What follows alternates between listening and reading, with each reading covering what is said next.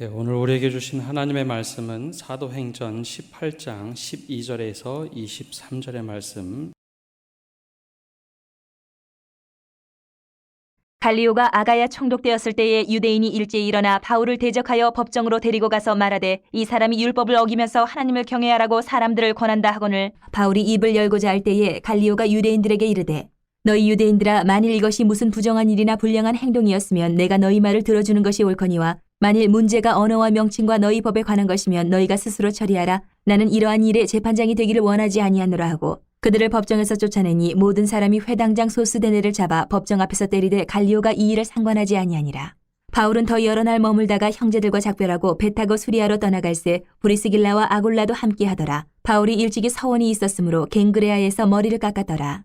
에베소에 와서 그들을 거기 머물게 하고 자기는 회당에 들어가서 유대인들과 변론하니 여러 사람이 더 오래 있기를 청하되 허락하지 아니하고 작별하여 이르되 만일 하나님의 뜻이면 너희에게 돌아오리라 하고 배를 타고 에베소를 떠나 가이사랴에 상륙하여 올라가 교회의 안부를 물은 후에 안디옥으로 내려가서 얼마 있다가 떠나 갈라디아와 부르기아 땅을 차례로 다니며 모든 제자를 굳건하게 하니라. 아멘. 오늘도 주님의 은혜가 우리와 함께하기를 소망합니다. 또 3일 동안 잘 지내셨습니까? 그래도 대구는 좀 많이 안정이 되는데 다른 지역에 바이러스가 자꾸 전염이 강해서 좀 걱정입니다.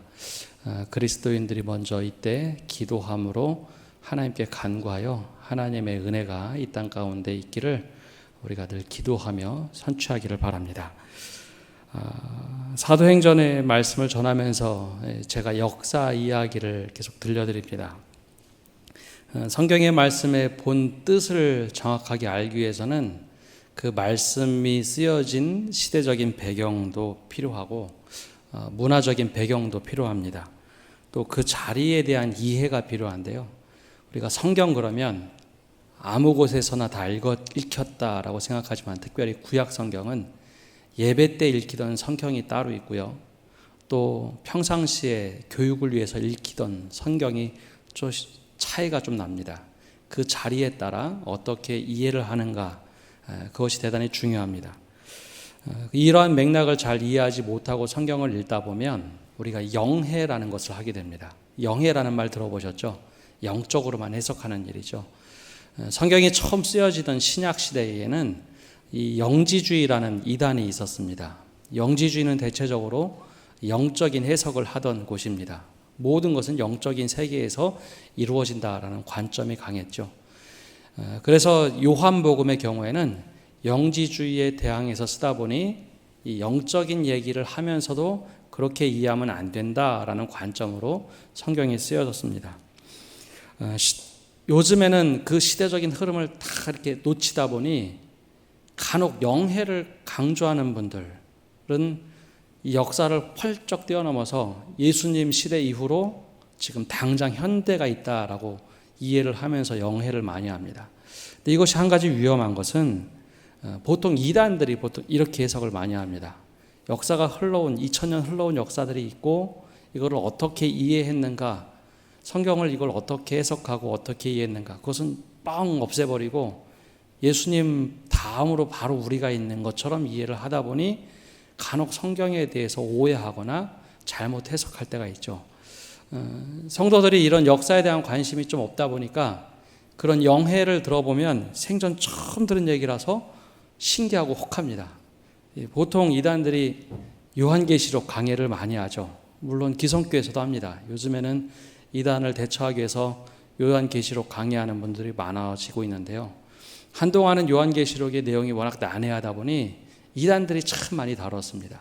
근데 생전 처음 듣지도 못하는 이야기를 들어보면 다들 신령하다. 그래서 혹하고 넘어갑니다. 그래서 역사를 잘 알지 못하면 성경을 오해하기 참 쉽습니다. 그렇다면 역사를 어떻게 이해하는 것이 중요한가 하는데요. 일반 세속사 혹은 일반 역사에서는 역사를 세 가지 관점으로 보통 봅니다. 하나는 역사가 계속해서 발전된다라는 관점이 있죠. 이 다윈이라는 사람 이후로 사람들 머릿속에, 아니 우리 안에도 그런 생각들이 있습니다. 역사가 우리는 퇴보한다고 생각하시나요? 발전한다고 생각하시나요? 아무도 대답을 안 하시는데 이 다윈 이후로 우리가 배웠던 역사들이 발전한다라고 생각하는 사람들이 상당히 많습니다. 그 중에 하나 나왔던 것이 마르크스 이론입니다. 역사가 자꾸 발전하다 보면 자본주의 이후에 새로운 주의가 나올 건데 마르크스는 그것을 공산주의라고 해석을 했죠. 그래서 이상한 것은 진화론에서 마르크스 이론이 나왔다는 겁니다. 또 반대로 역사는 퇴보한다라고 생각하는 학자들도 있습니다. 스펜클러 그런 학자들도 있는데요. 어떤 거냐 하면은 쭉 발전하다가 한순간에 확 무너지고 결국은 인간은 몰락하고 말 것이다 라고 하는 관점의 역사학자들도 있습니다. 또 그 나름대로 이렇게 보면은 그런 것들이 맞아 떨어지는 경우도 있습니다. 마지막에는 역사가 이렇게 빙글빙글 돌면서 조금씩 진보한다, 성장하고 있다라는 관점도 있습니다. 그 관점도 이렇게 보면 우리가 똑같은 일을 반복하면서 그 다음엔 조금 나아지는, 조금 더 발전하는 모습을 가지고 있다라고 하는 관점들도 있죠. 근데 우리 기독교에서는, 특별히 기독교 역사는 그 관점을 우리가 수용은 하지만 하나님의 역사다라는 관점이 분명하게 성경에도 있고 그리스도인들 안에도 있습니다. 이것은 어떤 관점이냐면요, 하나님께서 창조하시고 그리고 마지막 때의 종말 때를 하나님 섭리 가운데 다 주관하고 계신다라는 관점입니다. 그래서 일반사를 똑같이 보면서도 이때는 하나님께서 이렇게 역사하셨어 라고 우리가 이해를 하는 거죠. 교회 안에도 특별히 두 가지 관점이 있습니다. 하나는 구속사라는 관점입니다. 보통 교회에서는 오랫동안 구속사를 많이 이야기했습니다. 구속사는 예수님을 중심으로 한 역사 이해입니다. 그래서 우리가 구원 받도록 하기 위해서 하나님께서 무엇을 하셨는가, 우리를 구원하시기 위해서 하나님께서 어떻게 지금 나에게 역사하시는가 관점으로 보는 것을 쉽게 얘기하면 구원사라고 얘기합니다. 근데 또 다른 관점은 창조론으로 보는 겁니다. 이건 약속사라고 얘기하죠. 창조론으로 보면 왜 이걸 약속사라고 하냐면요, 하나님께서 창조 질서를 계속해서 이끌어 가십니다. 창조하시면서 우리에게 약속하신 것이 있어요. 생육하고 번성하라, 땅에 충만하라. 그 약속과 함께 너희는 사탄의 머리를 밟을 것이다. 사탄은 너희 발 뒤꿈치를 물겠지만 너희는 사탄의 머리를 밟을 것이다 라고 하는 예수님에 대한 예언을 하시면서 약속을 하셨어요. 우리로 하여금 축복해 주시겠다. 그래서 이것은 종말 때에 다 완성되기 때문에 우리의 모든 삶은 하나님께서 이끌어 가신다라고 보는 관점입니다. 그러면 우리가 성경을 읽을 때 과연 어떠한 자세를 읽어야 되는가? 일반 세상의 역사들도 우리가 유심히 봐야 됩니다. 하나님께서 어떻게 이끄시는가? 근데 이때 우리가 일희일비하지 않는 이유는 하나님의 섭리로 보면 분명히 하나님의 선한 계획으로 이끌어 가실 거라는 확신 속에 역사를 바라보기 때문에 일희일비하지 않는 겁니다. 지금 당장 코로나19 때문에 전 세계가 굉장히 혼란스럽습니다. 당장 세상이 망할 것 같은 위협을 처음에 느끼기도 했죠. 근데 이것이 이번뿐만 아니라 우리나라에선 좀 그런 역사가 조선시대 때 있었고, 연병이라는 병이, 역병이라는 것이 돌 때도 있었지만 유럽에서는 페스트라는 병이 그랬습니다. 근데 그것을 다 극복하고 나니 페니실린이나 혹은 여러 가지 치료제를 발견하면서 우리가 하나님의 섭리로 살고 있구나라는 걸 깨닫는 것이죠. 이것이 바로 하나님의 섭리를 바라보는 관점입니다. 오늘 말씀에는 바로 이 짤막하게 나오는 이야기 중에 과연 역사를 어떻게 이해할 것인가 하는 이야기들이 좀 나옵니다. 바로 하나님께서 인도하시는 삶이 과연 어떤 것인가 하는 것이죠. 우리 12절 말씀 함께 읽어보겠습니다. 12절입니다. 갈리오가 아가야 총독되었을 때에 유대인이 일제히 일어나 바울을 대적하여 법정으로 데리고 가서. 아멘. 제일 처음에 갈리오가 아가야 총독이 되었을 때라고 나옵니다. 한번 지도를 잠깐 보시면은요, 아가야라는 지역이 좀 조그만 동네가 아니라 아주 큰 지역입니다. 우리나라로 얘기하면 영남 정도 되는 아주 큰 지역, 일반 도시가 아니라 저 큰 지역을 아가야라고 합니다. 아가야 안에 아테네도 있고 고린도도 있고 겐그레아라는 곳도 있습니다. 이 아가야라는 지역에 갈리오라는 사람이 총독으로 오게 되었는데 왜 누가는 이 이야기를 적어놨을까 하는 겁니다. 다른 때는 유대인들이 막 일어나가지고 그냥 바울을 감옥에 가두고 하는 얘기들이 대부분이었는데 유달리 고린도 지역, 특별히 아가야 지역에 갈리오가 나타났다, 총독으로 왔다라는 것을 일부러 기록을 해놨어요. 이 이유가 있는 거죠. 이 갈리아라는 사람은 철학자 세네카라는 사람의 형제입니다. 이건 성경 뒷 배경이니까요. 이것을 좀 이해하면 이래서 사람들이 이랬구나라고 이해하시면 되는데요. 이 세네카라는 사람은 네로 황제의 스승이었습니다. 황제의 스승 세네카의 동생 갈리오. 그러면 갈리오는 네로 황제의 아주 최측근이라고 생각을 하시면 되겠죠. 아주 최측근을 이 아가야 지역의 총독으로 파견을 한 겁니다. 우리나라 일본 강점기를 떠올려 보면 총독이라는 사람은 굉장한 권력을 가지고 오게 되죠. 우리나라에는 총독으로 왔던 사람이 이토 히로부미입니다. 이 사람이 총감으로 오면서 막강한 권력을 가지고 왔죠.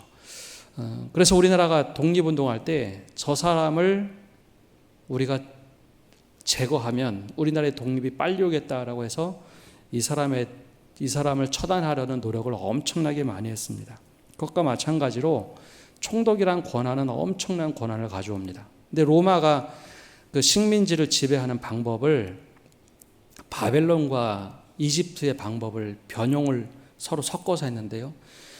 당시 고대 세계에서는 아수르나 혹은 바벨론의 통치 방법이 양극단이었습니다. 바벨론은 그 식민지 국가를 완전히 밟아 없애는 것이 아니라 거기에 문화를 키워줬습니다. 우리나라는 이렇게 강력해, 너희를 키워도 괜찮아 하는 관점으로 키웠고요. 아수르라는 나라는 거꾸로 자신의 나라에 있는 사람들을 그쪽에 보내서 혼혈족을 만들었습니다. 더 이상 반항하지 못하도록. 혼혈이 1세대, 2세대, 3세대가 가면 정체성이 모호해지죠. 근데 로마는 이 두 가지 방법을 변형을 했습니다. 서로 섞어서 썼는데요. 특별히 아가야라는 지역은 유심히 보던 지역입니다. 유럽의 끝자락 항구 도시면서 아시아로 갈 수 있는 도시. 그러니 고린도에는 강력한 통치자가 필요했죠. 그래서 아주 최측근 갈리오라는 사람을 보냈습니다. 그러면 갈리오가 이 지역에 부임을 하게 되면 어떤 일이 사람들 속에 이루어질까요? 저게 총독이 왔습니다. 근데 이게 1, 2년 얘기가 아니라 벌써 수십 년 동안 식민 지배를 받았던 지역입니다.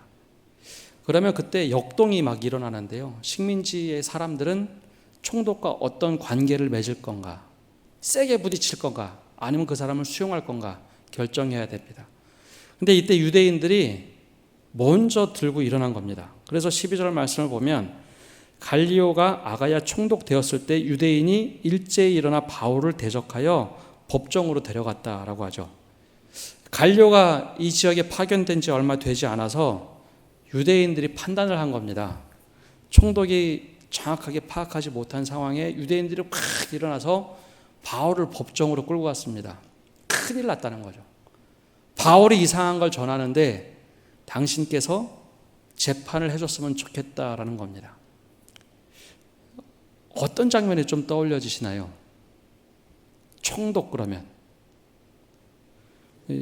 본디오 빌라도랑 유사하죠. 본디오 빌라도가 얼마 되지 않았을 때 유대인들이 한번 이것을 성공한 일이 있습니다.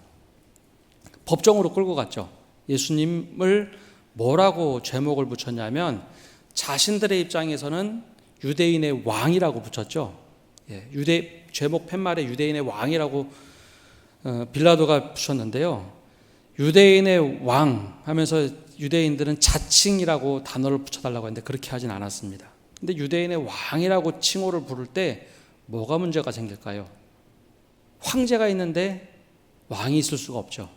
그리고 황제 밑에서 왕이 생긴다는 것은 반란을 이야기합니다. 그러니 당연히 황제 밑에 있던 총독은 그 사람을 죽여야 되는 것이 맞는 거죠. 이 정치범으로 몰고 간 겁니다. 근데 여기서도 유대인들이 갈리오가 정확하게 상황 파악이 되지 않았다고 생각이 돼서 바울을 그렇게 고소를 한 겁니다. 근데 유대인들이 이 목적을 이상하게 잡다 보니 이상하게 법정으로 데려가서 말을 합니다.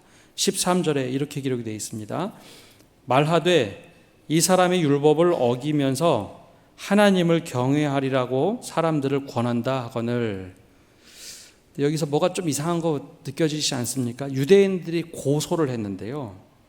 그것도 이방 총독에게 고소를 하는데 이 사람이 율법을 어기면서 하나님을 경외하라고 사람들을 권한다. 어떤 율법을 어겼다라는 것일까요? 유대의 율법을 어겼을까요? 아니면 로마법을 어겼을까요? 유대인들은 자기들 스스로 로마법을 어겼다라고 생각을 하고 그것을 고소하려고 했는데 그렇게 이야기하지 않았습니다. 유대인의 율법을 어긴 사람으로 얘기를 했습니다. 그러니 갈리오 총독이 볼 때 이상하다. 로마법을 어긴 사람이 아닌데 더군다나 바울은 로마 시민 아닙니까? 그러니까 처음에 이상하게 본 거고, 두 번째는 하나님을 경외하라고 사람들을 권한다라고 하는데 이것이 잘못된 것일까요? 괜찮은 걸까요? 유대인들의 입장에서 보면 유대인들에게 하나님을 경외하라고 사람들을 권한다라는 것이 유대인들 입장에서는 잘못된 일이 아닙니다. 당연히 하나님을 경외하라고 하는 것이 유대인들 입장에서는 맞는 거죠. 근데 바울을 고소하려고 너무 집중한 나머지 착각을 한 겁니다. 그래서 하나님을 경외하라고 사람들에게 권한다라고 제목을 씌워서 갈리오에게 데려가니 갈리오가 그 얘기를 다 듣고 나서 재판을 하려면 잘못된 사람, 이 피고에게 물어봐야 되죠. 그래서 바울이 막 입을 열어서 변론을 하려고 하는데 오히려 갈리오가 막습니다. 잠깐. 그러면서 유대인들한테 질문을 하죠. 이렇게 얘기합니다. 너희 유대인들아, 만일 이것이 무슨 부정한 일이나 불량한 행동이었다면 내가 너희 말을 들어주는 것이 옳을거니와. 이게 무슨 얘기냐면 만약에 바울이 로마 황제를 대항해서 무엇인가 반란을 일으키거나 혹은 그가 부정한 일을 저질러서 문제가 된다면 너희 말을 듣고 심판하는 것이 옳으나, 그러면서 하는 말이 있습니다. 15절에 만일 그 문제가 언어와 명칭과 너희 법에 관한 것이면 너희가 스스로 처리하라. 나는 이러한 일에 재판장 되기를 원하지 아니하노라 라고 얘기합니다. 이게 이상하게 재판이 흘러갔죠. 갈리오에게 가서 막 이걸 부추겨서 바울을 데려가면 갈리오가 아주 명쾌하게 바울을 심판할 줄 알았는데 오히려 갈리오란 사람이 명석한 지혜를 가지고 이거 너희 문제니까 너희가 해결하라 라고 이야기를 합니다. 근데 왜 이렇게 했을까요? 갈리오란 사람이 이거 그냥 심판해 주면 되는데 왜 이렇게 했을까라는 겁니다. 이 갈리오란 사람이 로마에서 파견돼 왔잖아요. 근데 얼마 전에 사도행전 말씀을 좀 떠올려 보시면 기억이 나실 텐데요. 브리스길라와 아굴라가 고린도 지역에 왔잖아요. 와서 거기서 텐트를 만들게 되는데 그 이유가 황제에게 쫓겨났기 때문에, 유대인들이 쫓겨났기 때문에 걸로 온 겁니다. 이 로마에 몇 년 전에 그런 일이 생겼습니다. 유대인들 안에 다툼이 생겼어요. 유대인들끼리 이것이 옳으냐 그르냐, 신앙생활을 잘해야 되나 말아야 되냐, 헬라인들하고 갈등을 일으키고 막 분쟁을 일으켰습니다. 그러니 로마 황제 입장에서는 저 소수민족 유대인들이 이렇게 로마에서 분란을 일으키니 저들을 다 쫓아내면 로마가 조금 안정되겠다 그래서 추방명령을 내렸습니다.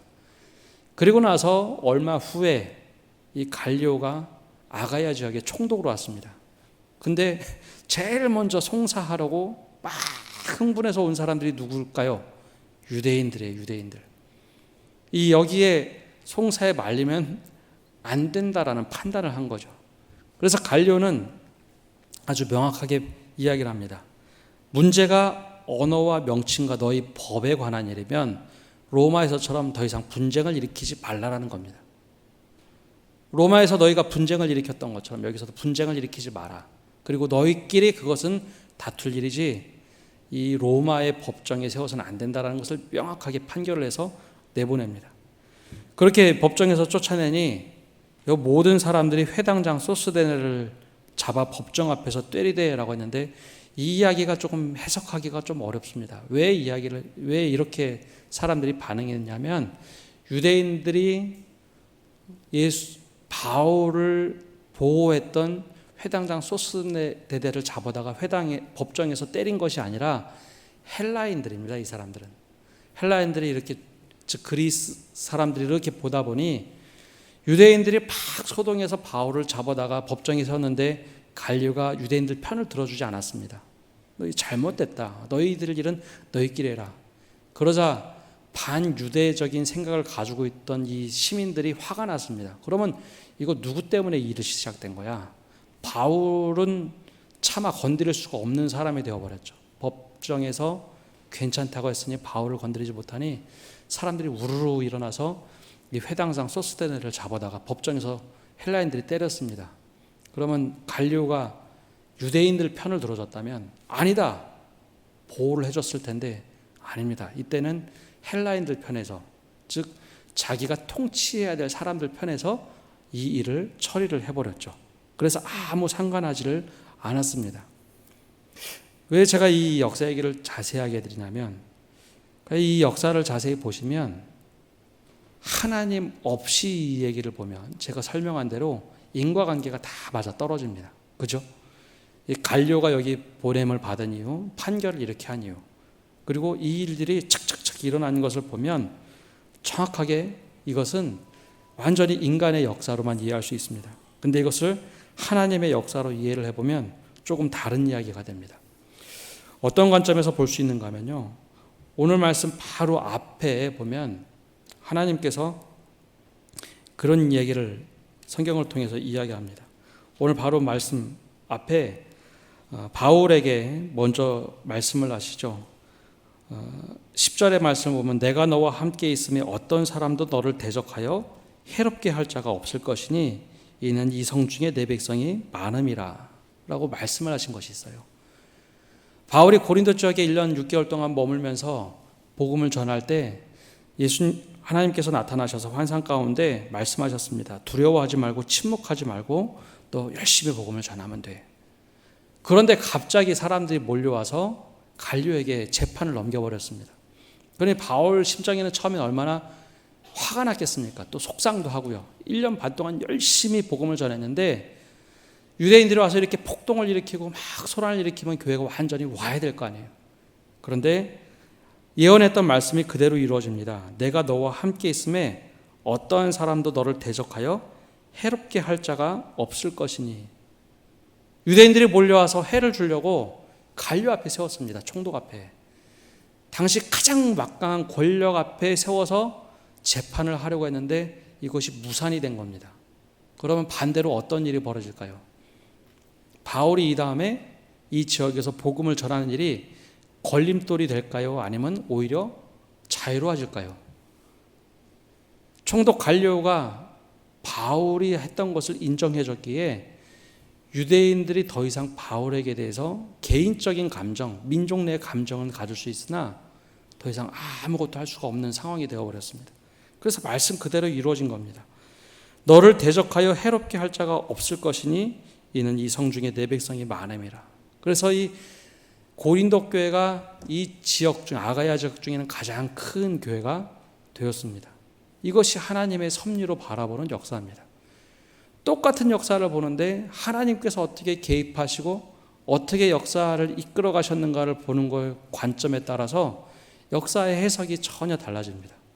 일반사에서는 분명히 아까 제가 말씀드린 것처럼 갈리오는 네로 황제가 측근으로서 그 지역을 통치하라고 보낸 사람이고 그 지역을 잘 다스렸다라고 볼 수 있겠죠. 그러나 이것을 하나님의 섭리로 보면 완전히 전화위복되는 상황이었습니다. 바울이 정말 힘들게 1년 반 동안 복음을 전하고 유대인들에게 고소를 당해서 쫓겨나거나 아예 감옥에 갇혀버릴 상황이었으나 오히려 하나님께서 전화위복의 상황을 만드셔서 말씀 그대로 약속을 성취해 주셨다는 것이죠. 그리고 나서 바울이 여러 날 더 그곳에 머물게 됩니다. 얼마나 오랫동안 그곳에 머물렀는지 모르지만 충분히 그곳에서 형제들을 세우고 교회를 세우고 성도들을 세웠습니다. 그리고 작별하고 나서 수리아로 떠나갈 때 이번에는 브리스길라와 아굴라를 데리고 함께 출발합니다. 그리고 18절 후반절에 보면 바울이 일찍이 서원이 있었으므로 겐그라에서 머리를 깎았더라라고 얘기하는데요. 왜 또 여기서 머리를 깎았을까 하는 겁니다. 나시린 제도 기억하시죠? 사사기 보면 나시린 제도가 있는데요. 머리에 삭도를 대지 말라라는 제도가 있습니다. 원래 바울이 랍비 출신이잖아요. 그래서 랍비 전통이 그 사람 몸속에는 아주 깊이 있습니다. 하나님께 서원할 때 분명히 여러 가지를 서원했을 겁니다. 근데 2차 전도 여행, 즉 이 고린도 지역, 아가야 지역에서 다 끝났다고 생각이 됐을 때 하나님, 제가 이제 하나님께 맡겨진 시간은 여기까지입니다. 그 서원을 갚고자 한 번도 머리에 삭도를 대지 않고 머리를 계속 길렀던 거죠. 갱그라에 와서 하나님, 제가 이렇게 다 주님께서 원하시는 일을 다 마쳤습니다. 제가 아무리 어려웠어도 이렇게 제가 서원을 다 서원대로 일을 했습니다. 그 고백하면서 머리를 깎게 됩니다. 그리고 나서 에베소에 머물면서 다시 또 유대인들과 결혼을 합니다. 그리고 오늘 말씀의 마지막에 이제 예루살렘으로 들어가는 여정들이 쭉 나옵니다. 그곳에 작별을 하고 또 가이사라로 들어가서 교회 안부를 묻고 안디옥으로 또 들어갑니다. 여기서 말하는 안디옥은요, 우리가 알고 있는 저 예루살렘 이쪽에 있는 안디옥이 아니라 비시디아 안디옥이라 해서 소아시아에 있는 안디옥입니다. 근데 여기에 가는 것이 왜 하나님께서 인도하시는 삶인가 하면요, 이 지역에서 복음을 전할 때 1차 전도여행 때 그렇게 녹록한 전도여행이 아니었습니다. 처음부터 바울은 굉장히 어렵게 갈라디아 지역에서도 부르기아 지역에서도 어렵게 복음을 전했죠. 거기 가서 막 고난도 당하고 죽임을 당할 뻔도 했습니다. 그럼 그 지역 쉽게 또 들어갈 수 있을까요? 그렇게 쉽게 못 들어갑니다.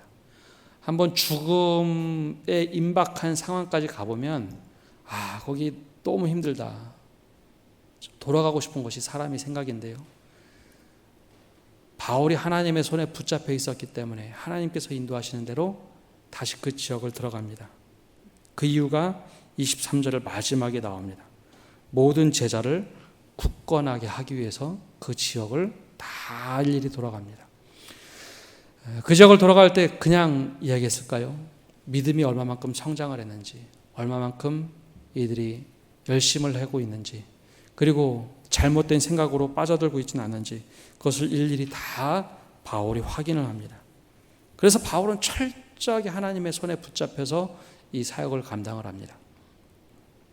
한 10년 전쯤에 한국에 소개된 책이 있는데요, 레디컬이라는 책이었습니다. 제가 어떤 책을 소개시켜 드릴 때 저하고 성향이 비슷한 책도 소개하고, 때로는 정반대에 있는 책도 소개하고, 또 성도들에게 이러한 관점도 필요하겠다 싶으면 그런 관점도 소개시켜 드리는데, 이 책은 그 당시에 나올 때부터 좀 센세이션을 일으켰던 책입니다. 그 데이비드 플랫이라는 목사님이 쓴 책인데요, 미국에는 바이블 벨트라는 그 하나의 큰 물줄기가 있습니다. 바이블 벨트라고 해서 성경이 흘러가는 곳이다라고 하는 미국 남부 쪽을 좀 얘기합니다.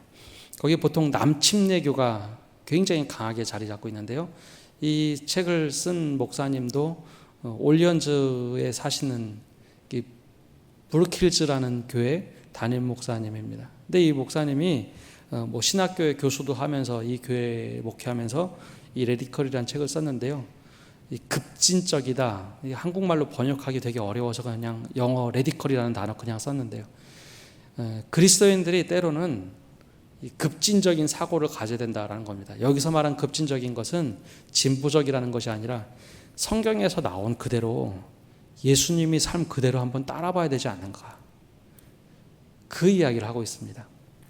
그러니까 우리가 행동 하나 하려면 이게 돈이 돼야 되는데, 돈이 뒷받침돼야 되는데, 아니 이것은 뭐가 뒷받침돼야 되는데, 이것은 내 주변의 사람들과 관계가 깨지는데, 이거 하려면 뭐가 어려운데 하면서 못하는 게 생각보다 굉장히 많잖아요.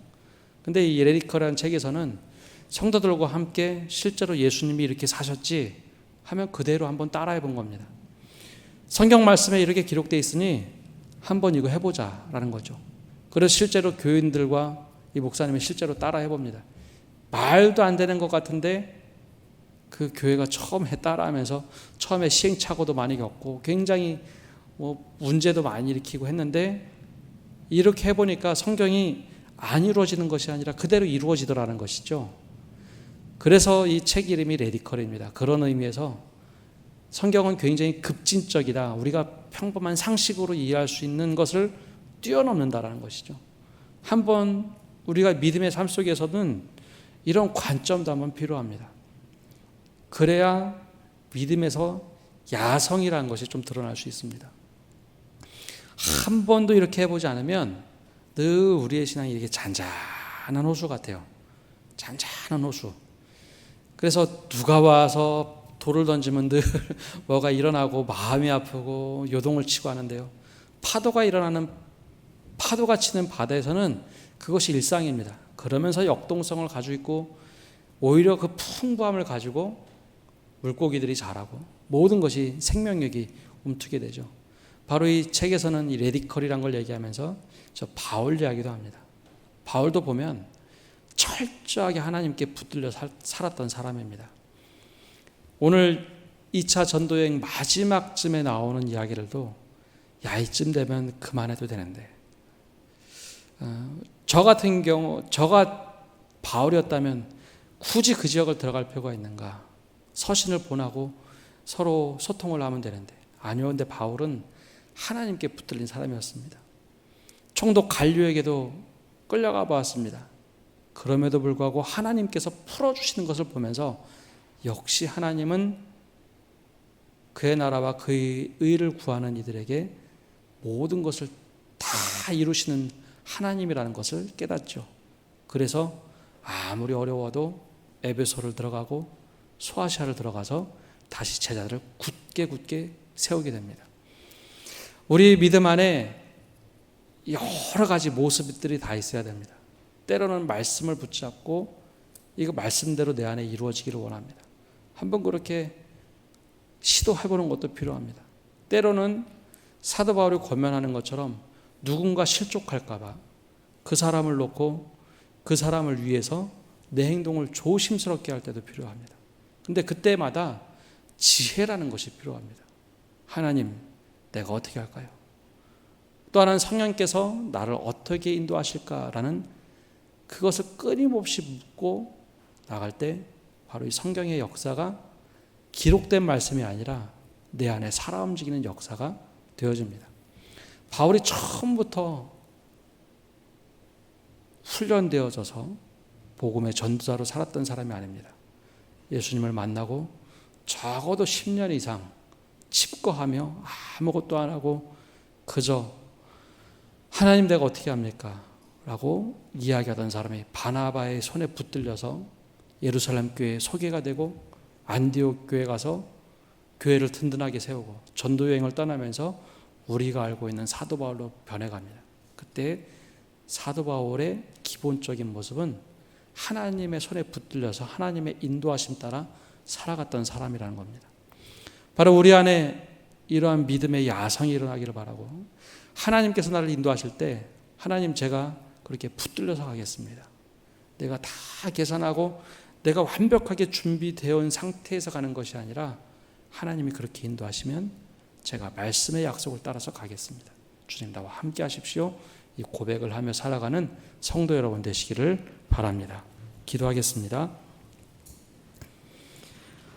하나님 오늘 이 밤에 저희들에게 하나님과 동행하며 하나님을 따라갈 수 있고 또 하나님의 손에 붙들린 삶이 될 수 있도록 결단하는 시간이 되도록 인도하여 주옵소서.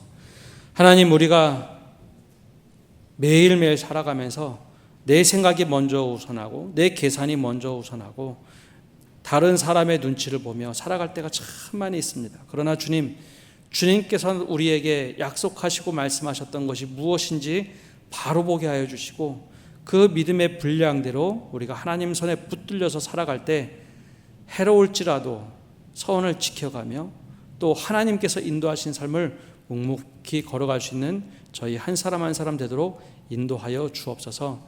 그래야 저 사람은 하나님과 함께하는 사람이다, 하나님께 붙들린 사람이다라는 소문이 나는 그러한 삶을 살아갈 수 있도록 여기 있는 모든 성도 한 사람 한 사람 인도하여 주옵소서. 그래요, 바울과 같이 주님, 제가 주님 손에 이끌린 사람입니다. 예수 그리스도로 말미암아 사도된 나 바울은 이라는 고백과 동일하게 하나님으로 말미암아 성도된 나 누구는 이렇게 살아가겠습니다 다짐하며 나아갈 수 있는 모든 성도 되도록 축복하여 주옵소서. 이 모든 말씀 예수님의 이름으로 기도합니다. 아멘.